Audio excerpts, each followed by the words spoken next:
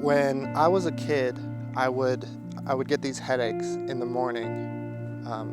I didn't sleep very well, so oftentimes that would result in these pounding headaches in the morning. Oftentimes I would go to my dad and just to tell him so he could give me some medication. Easy, Dad, I have a headache. Okay, go take some medication. Painkillers. But sometimes he would come up to me and say, "All right, I'm gonna break your thumb." "Dad, why would you break my thumb?" And he would say, "If I break your thumb, you would be in so much pain from the thumb that you wouldn't even be thinking about your head, right?" "No thanks, I'm good." I don't want to do that. Obviously he was joking. He would never break my soft bones. But he did bring up a good point in that sometimes when I did have these headaches, I would just be moping around, not doing anything because I had a headache. Oh no, I have a headache. I have this headache and I can't focus on it. I can't focus on anything else because I have this headache. I can't, my mom would say, "Go clean your room." But Mom, I have a headache, I can't. I have a headache, hey, go do your homework, do your schoolwork. I can't, I have a headache, I can't focus, I have a headache. And I would just mope around the house, wallowing, almost making it worse because that's all that I was focusing on was the pain in my head. But the solution that my dad had was the pain from my thumb would be so much greater, so much more powerful that I couldn't focus on the pain from my head. I can't focus on that. I have a broken thumb. I gotta take care of that. What headache? I have a broken thumb now. While this is a very specific and extreme anecdote from my childhood, I think it's something that we can use. I think the principles of it, the core thought experiment, if you will, from it, I think we can use that in everyday life and even in our walk with Christ. You see, when you're in a bad situation or something's going wrong in your life, what do? I know what I do. I know what my flesh spurs me to do. It's to wallow in it, to sit there and feel bad for myself, to say, "Oh no, this is going wrong in my life. What do? This is terrible, this is bad, this is bad, this is bad." And what that does is sometimes when you wallow in it can make things bigger. You lose perspective on everything else. And because you're not focusing on anything else, that's the only thing that you're focusing on, it could almost get worse. So what do we do about that? Do we just not think about it? Okay, I'm not gonna think about this bad situation that I'm in. That doesn't work. Okay, here, let me give you an example. Don't think about a pink elephant. What did you think about? A pink elephant. You see, the more that you try and suppress what's happening in your head, the more you're going to think about that thing, because you have to think about the bad situation to tell yourself not to think about the bad situation. I know that's a bit confusing, but you can't force yourself to not think about something. And the more you try, the more you actually pull yourself into that situation. And that can be a very dangerous thing, because like my headache, if you're constantly trying to say, "I'm not thinking about it, I'm not thinking about it," you could subconsciously paralyze yourself because you're not strong enough to fight off the thoughts of these bad situations, of the things that are going on in your life. You're not strong enough to suppress that.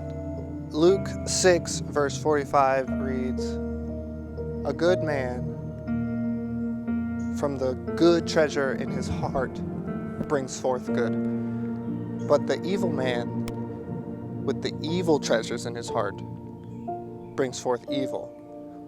From the abundance of the heart, the mouth speaks. You see, what you focus on, the things that you think about, your thoughts create feelings in your heart. So you're filling up your heart with these bad thoughts, with focusing on these bad things. And what happens is, from that abundance is where your mouth speaks. And when you speak, the words that you speak, those become actions. And actions affect your entire existence. Proverbs 18, 20, and 21 reads, "From the fruit of a man's mouth he is satisfied. He is satisfied by the yield of his lips." Verse 21, "Death and life are in the power of the tongue, and those who love it will eat of its fruits." You see, life and death are in the power of the tongue. So if you're speaking based off of the evil treasures in your heart, based off of the bad situation that you're in, then you're effectively speaking death into your life. You're speaking out death fruit that you will eat of. But the opposite is also true in that if you speak from life, if you speak from the good treasures in your heart, then you're speaking life into the world. You're speaking life over your entire existence. And the life fruit that your mouth produces is what you're going to eat of. You're going to be satisfied by good instead of the evil that you're speaking from. But the question is, how do we get good fruit or good treasures in our heart so that we can speak from it? Well, the Bible says to just do it. Deuteronomy 30:19 reads, "I have set before you good and evil, life and death. Choose life." You see, it's the beginning of that cycle that I mentioned before. Your thoughts create feelings in your heart, and then your heart, those feelings from that abundance, is what you speak. If you're thinking about death, then death is what your heart will create. And from the death abundance in your heart, you speak death. So how do we not get death in there? Well, to go back again, you have to think of something more powerful. You have to break your thumb. You find something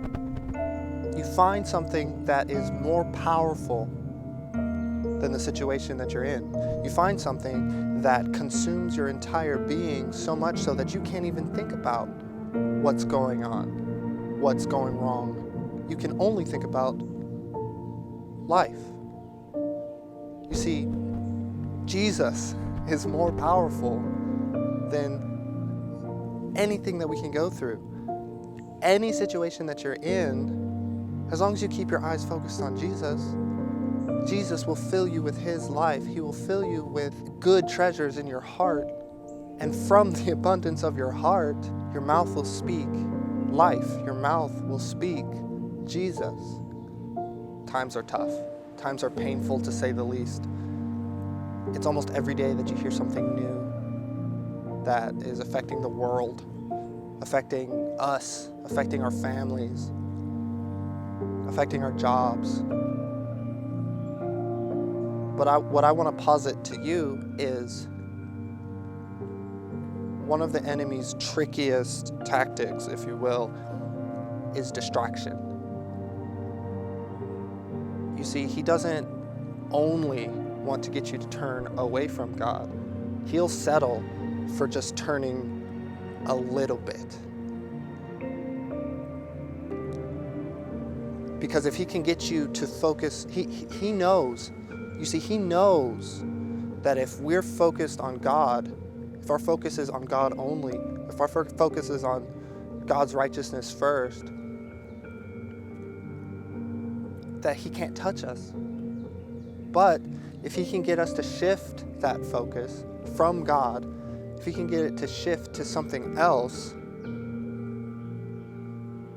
then he's got a chance. it leaves us open. So what I'm saying to you is don't focus on it. Don't dwell on this. Don't meditate on things that are going wrong. I'm not saying to ignore them. It's still gonna be there. But focus on God. Focus on Jesus. Focus on His life. So that it can fill you up with life. So you can speak life. And that'll change your whole world. Stay focused on Jesus and stay safe.